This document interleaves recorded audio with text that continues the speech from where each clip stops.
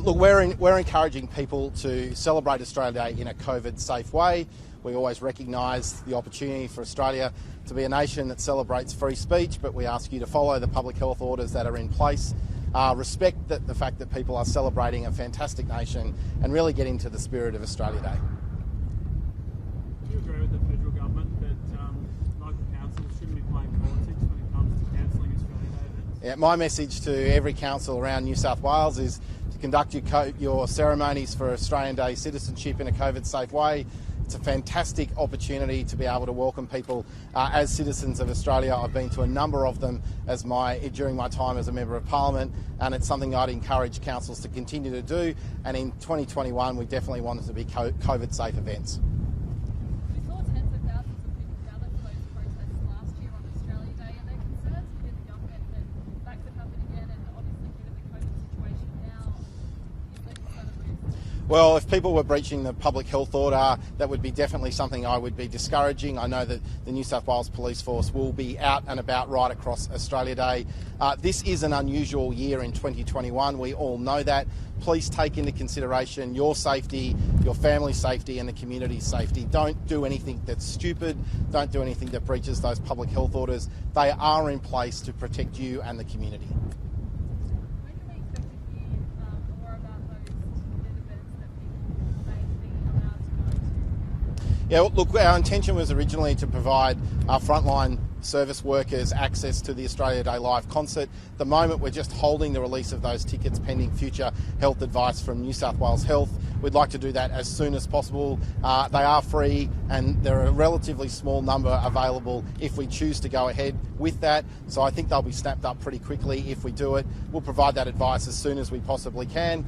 But like we've said before, and we'll continue to say, we'll be taking adjustments and making changes all the way up to Australia Day to make sure that we provide a COVID-safe celebration.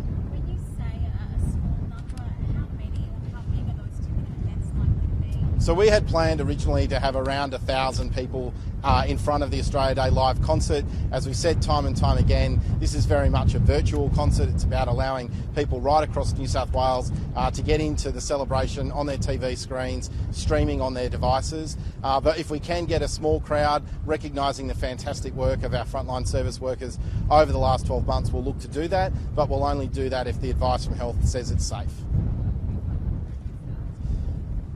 For the Australia Day live concert, that's the case. But for some of those other locations, particularly the viewing sites around Circular Quay, we'll be doing that pending health advice. What's the threshold for the government if it was to go ahead tomorrow? Would you be able to sell those, give away those tickets? Well, that would be based on whatever advice we get from New South Wales Health. If they said we could go ahead tomorrow, that's the information we provide to the public. Just pay attention to the advice that you're getting every single day. We're updating the community literally every day on the latest information that we have with relation to COVID. Stay in tune to that and be ready to get involved in ticketing if that's what you'd like to do.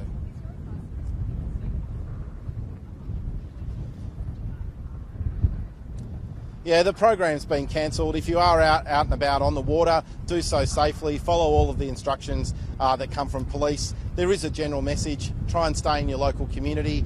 This is a wonderful Australia Day where you can celebrate your local community, get involved in small, local, structured events, even just having a barbecue out in your local community. It's permitted under the local and the public health orders. Go out and do those types of things. It's a different Australia Day this year. We all know that. Try and celebrate it locally.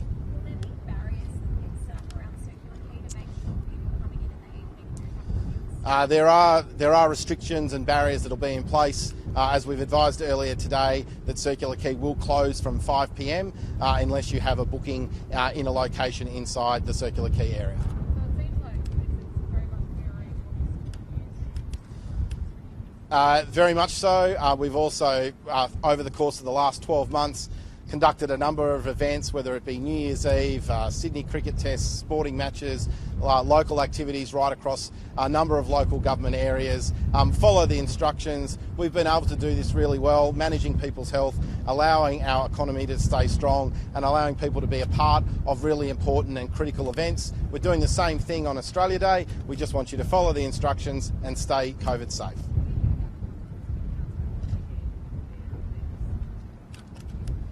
Well, As long as they're following the public health orders, I've got no problem with any council conducting localised events. If they've developed a COVID safety plan, if they've worked with New South Wales Health and they're operating within the public health order, that's a decision that can be made by each local council. So I have no problem with that. Other councils won't conduct events because they've decided not to, but we've set the framework through that public health order structure. It works through health and it's managed by police. As long as everyone's abiding by those public health orders, celebrate Australia Day in a COVID-safe way.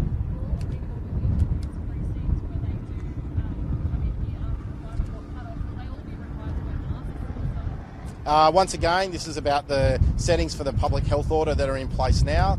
There isn't a separate public health order in place for Australia Day, so the current provisions around mask wearing, participating in retail activity, if you're going into a restaurant or if you're on public transport, you have to wear a mask. You don't have to wear a mask inside a restaurant, but staff do. So just familiarise yourself by visiting newsouthwales.gov.au around what the mask requirements are, but there won't be a change to the public health order as it currently stands. I'll be in Penrith celebrating Australia Day like I do most years. Let me ask you some questions, Stacey.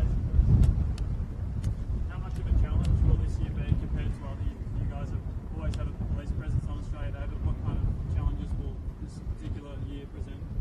Yeah, look, I think, as I said, we've got a number of resources out in the community across New South Wales. I think most of the community are used to the public health order restrictions at present, and as we said, we take a measured approach to the public health order restrictions, and by and large the majority of people do abide by the restrictions. So whilst they are in place, I think most people are aware of them, and police will take a measured approach. And however, if people do breach them, we will take action where required. We expect a bigger presence on beaches, on the harbour?